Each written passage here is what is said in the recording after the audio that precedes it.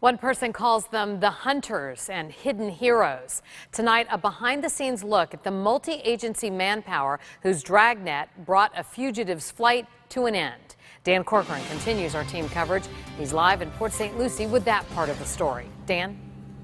Well, Kelly, this Southwest Payne Avenue home is where authorities say Christopher Reyna and 3 others were actually living for months since Reyna's jailbreak late last year. The residents nearby say they had no idea who was really staying here until now.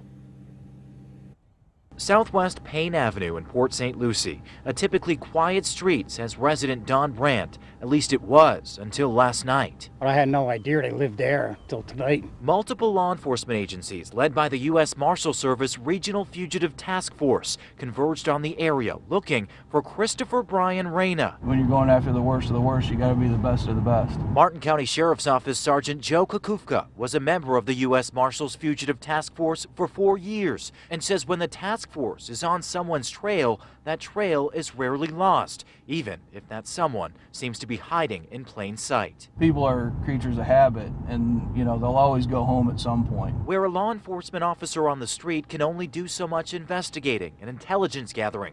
10-6, 1075, 1099. Task force members can dig deeper, spend more time staking someone out, learning a high-risk fugitive's behaviors, backgrounds, and associates to literally hunt those fugitives down. There's a greater sense of accomplishment when you're actually hunting another person, for lack of a better term. In the case of Reyna, the task force's trail ended with an arrest by the Martin County Sheriff's Office. A relief for Don and other Southwest Payne Avenue residents who just found out that Reyna may have been their neighbor for months. People next door didn't know it, so it happens, They do a good job at keeping a low profile.